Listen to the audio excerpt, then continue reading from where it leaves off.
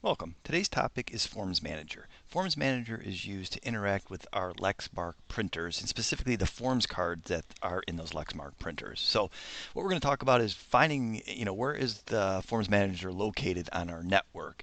How do we add a printer, query for the printer, load forms, load fonts, capture data? What do we do once we capture data, and how can we go ahead and delete that printer if we need to? So let's go ahead and get started. So I'm going to bring over what we got going on here with Forms Manager. So when you go under the L drive, currently the L drive, the laser team, you'll notice the installation files for Forms Manager.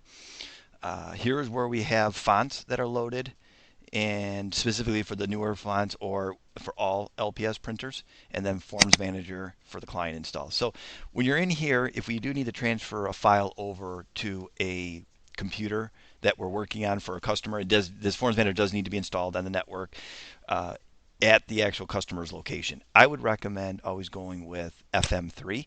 So that's the latest and greatest, and it does give you access to load fonts and other things that are associated with that printer. If you're doing it local here, which I'm doing, we can go ahead and do the one that's installed. So once I have that, I scroll down to formsmanager.exe, and let me go ahead and fire that up. So let me go ahead and get this out of the way.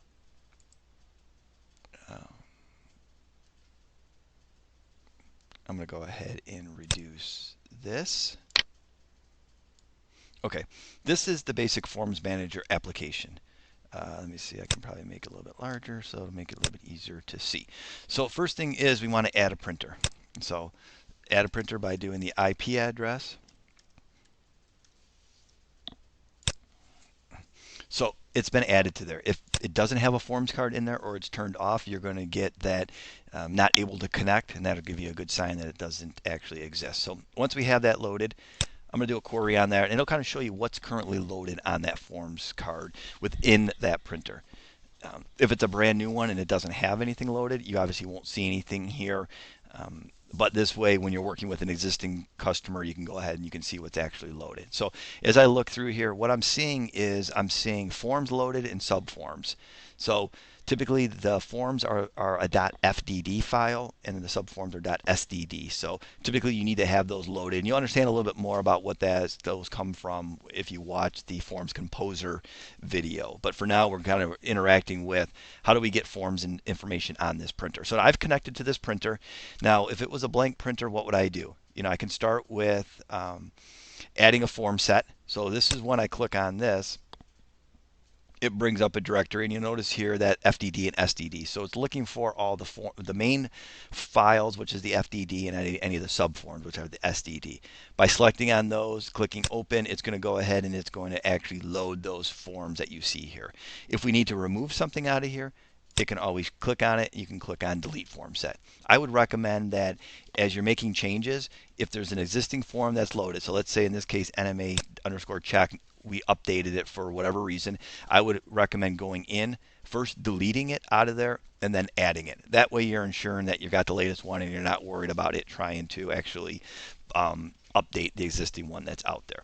So some of the other things that you can do once you've got that printer loaded and printer selected is under printer, you can add fonts. So this is where, when starting with a new printer, you want to go ahead and update the existing fonts. That needs to match similar to what's in those forms. If that font's not loaded, there could be issues with it, the way it's printing, an error message could come out, and various other things that can happen. Other things that you can do here, you can do it either crossed here or on the menu, such as doing certain things here. So one of the items that we would typically do is to capture data. So once I have this printer selected, I'm going to go under Printer, Properties, and it gives me some information that I can do here. This is where I can update the firmware, I can defrag the flash, but the mode down here at the bottom is really the big area.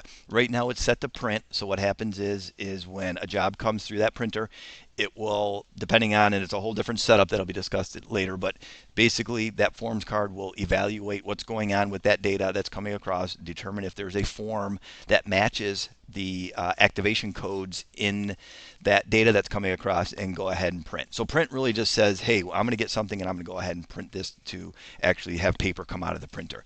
Data capture mode, when set, captures any data that comes across for that forms card. This is typically what we like to do if we're doing a new form. So we can actually capture that data and then blend it in to make sure that the form and the information that we set up to determine the data is mapping to that form is correct. Or what we like to do is to do that when we're having issues. If someone calls and indicates that, you know what, this form is not printing right or something else happened, typically we like to go there. We set this to data capture mode. Nothing will come out on the printer. Everything is actually stored inside that forms card. So it's very important, and I can't stress this enough, that you put it in data capture mode, you capture the data you want, and you go back in and you put it back in print mode. Otherwise, we're gonna get a call that says, "Hey, nothing's printing," and we're gonna have a series of print jobs that are stuck inside the forms card. And there are ways to be able to go ahead and still get that to print, but you just want to make sure that once you capture the data, you get it out of data capture mode. So I'm gonna keep this in print. So what does it look like when we capture data? Let me go ahead and query the printer again. So we have a previously file out here that has been captured.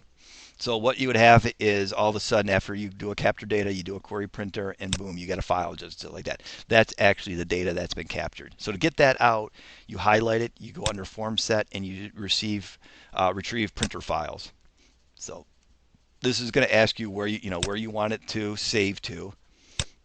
And it's also going to ask you, should you delete it after that? Typically, it's probably a good idea to delete it to keep it kind of clean. That way, you'll notice up here that there was no last date modified. So if I capture other data, you're not really sure unless you look by file name possibly that it's which one's the newer one. So I'm going to export that and I'm going to actually delete it. You'll notice down here that it's kind of going back and forth and it's pretty much bringing that file down and updating the printer. It'll kind of refresh here in a second.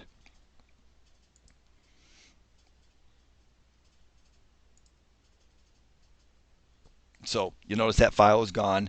That file has now been uh, saved. If I bring my file back here, I brought that down and now it's been saved here. Typically it comes down as a text file, so you can actually right click on it. You can open it up in any type of editor, typically Notepad++ in this case, and you can actually see that. So it's a different video where how we take this data and we blend it in with the form to make sure that it's actually coming across. But that's really how you go through and capture data. So let me get back to our agenda. We talked about how to find the Forms Manager. We talked about adding the printer, querying the printer, loading forms, loading fonts, capture data, bring it out, and then deleting the printer. So last thing is in regards to deleting printers. So if you need to remove a printer from this list, simply highlight it, select on delete printer. It's going to verify that yes, you want to go ahead and delete that. Here's one of the big things: remove all form card files from printer before deleting them. Typically no, but this would be a way if you wanted to kind of clear and flush out that forms card. You could do yes, and it would pretty much wipe everything out, almost just like formatting. I'm not going to do that. But as you see, it gets removed from the list, and you could have any number down here. You notice that I had the .206 and the .48. You can add any one you want down there, and you can simply highlight one and go ahead and query the printer and go ahead and grab that. So that's a nutshell the Forms Manager and how we interact with our Lexmark printers. Typically, these are the 610s and 810s that we work with, but I think the older models might work as well. So hopefully you learned something out of that. Feel free to look at any of the local printers that we have here. Use those same IP addresses to be able to query those, run different forms through there, and kind of go ahead and see how it works. Thank you.